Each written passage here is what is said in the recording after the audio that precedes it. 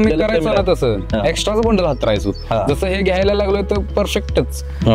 जे रान 40 गुंठ आहे त्याला 7 बंडल जाते, 6 6.5 7 बंडल मध्ये होतच रान, ते राहत नाही. बरोबर. म्हणजे जो एक्स्ट्रा जात होता बंडल तो आपल्याला वाचायला लागला. म्हणजे विदाउट मल्च असल्यामुळे काय होतंय की दिलेलं पाणी त्याचं बाष्पीभवन होतं, न्यूट्रिशन प्रॉपर बसत नाही, तुमचे प्रॉपर न्यूट्रिशन बसतायत. दुसरी गोष्ट असं होतंय की पाणी त्याला जास्त लागतं त्या तुलनेत, त्याला पाणी कमी लागतंय. जेवढं देत आहे तेवढं न्यूट्रिशन हे पाणी प्रॉपर त्याला जात आहे, त्यामुळे त्याची पांढऱ्या मुळींची वाढ चांगली होते, ग्रोथ चांगली आहे. आणि रोग प्रतिकार क्षमता म्हणतात ती पण एकदम बरोबर आहे ना. तुम्ही जे दिलेलं न्यूट्रिशन आहे ते प्लांटला जर हेल्दी राहिलं तर ते रोगाला पण कमी बळी पडणार. बरोबर आहे ना. नमस्कार, माझं नाव प्रदीप शिवाजी जाधव, राहणार उंब्रज, तालुका कराड, जिल्हा सातारा.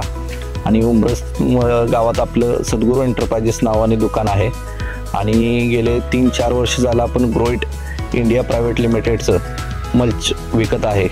आणि बऱ्याच शेतकऱ्यांना आपण त्याचे रिपोर्ट्स दिलेले आहेत. पहिले शेतकरी साधं जे लोकलला जे मिळत होतं ते टाकत होते, त्याच्यानंतर आपण बऱ्याच शेतकऱ्यांना ग्रोइटचं मल्चिंग दिलं आणि त्याचे एक्सलंट रिपोर्ट त्या शेतकऱ्यांना आले. असाच एक शेतकरी आहे, त्यांच्याशी आपण थोडंफार बोलूया मल्चिंगच्या बाबतीत. त्यांना रिपोर्ट कसे आले, काय आले ते आपण बघूया. नमस्कार, आपलं नाव सांगा.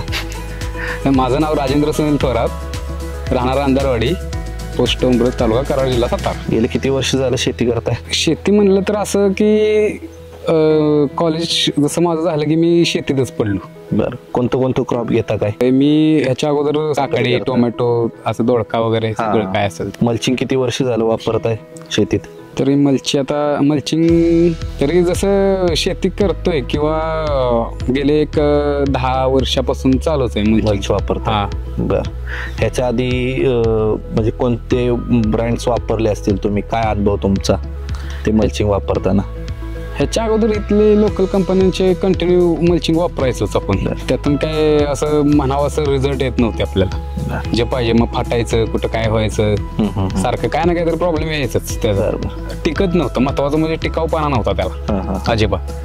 आता गेले आपण 3 वर्षापासून तुम्हाला आपण आपल्या सद्गुरू एंटरप्राइजेसच्या माध्यमातून ग्रोइट कंपनीचं आपण तुम्हाला मल्चिंग दिलं, ग्रो 6 म्हणून.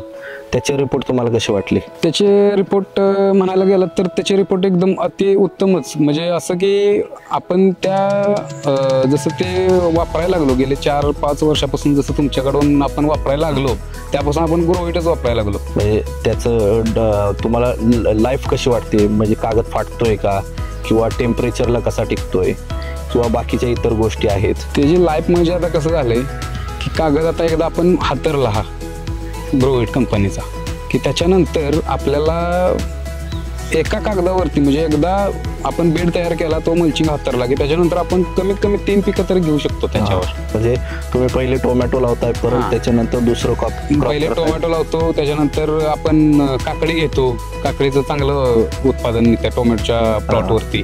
नंतर आपण मग किरकोळ ते काढून सगळं कलिंगड वगैरे असं त्याच्यावर करू शकतो आपण, म्हणजे करतोच, काय विषय देत नाही. आता ह्या ग्रोइट मध्ये जे UV प्रोटेक्शन आहे त्याचा काय फायदा होतोय तुम्हाला?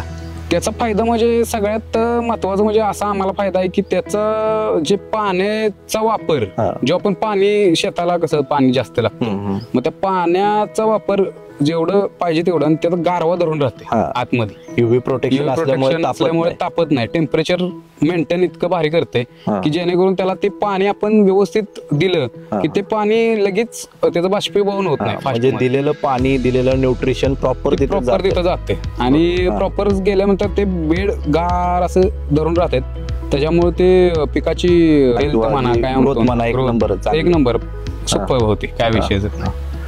म्हणजे तुम्ही सॅटिस्फाय आहात ग्रोइट वापरल्या? ग्रोइट हा पेपर कसं झालंय की जसं मी आता तुम्ही पहिल्यांदाच मला दिला, त्यापासून जसं वापरायला लागलो तो ग्रोइटच वापरतोय. त्याच्यानंतर मी पेपर कुठला वापरलाच नाही. तर पूर्वी आता आपण ज्या फील्डवर उभा आहे त्या फील्डमध्ये ज्यावेळी आपण ग्रोइटच्या आधी तुम्ही वापरत होता, लोकल असो किंवा कुठले, ह्या रानाला पहिले किती रोल लागत होते आणि आता किती रोल लागतात? म्हणजे किती फरक पडतोय?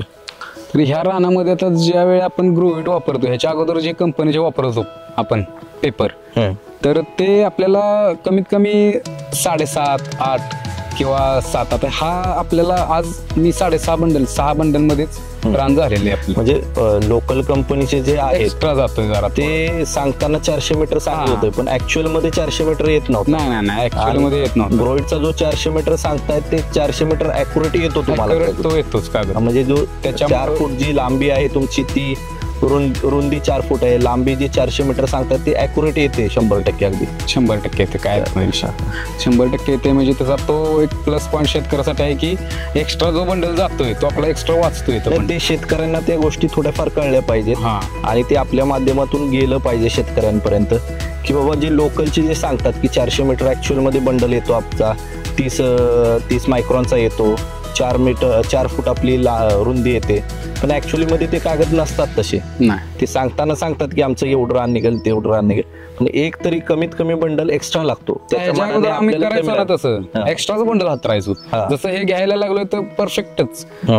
जे रान 40 गुंठ आहे त्याला 7 बंडल जाते, 6 साडेसहा 7 बंडल मध्ये होतच रान ते राहत नाही. बरोबर. म्हणजे जो एक्स्ट्रा जात होता बंडल तो आपल्याला वाचायला लागला. म्हणजे अंतरण्याचा पैसे वाचले एका रोलचे आणि एका रोलचे कॉस्टिंग पण वाचली. बरोबर.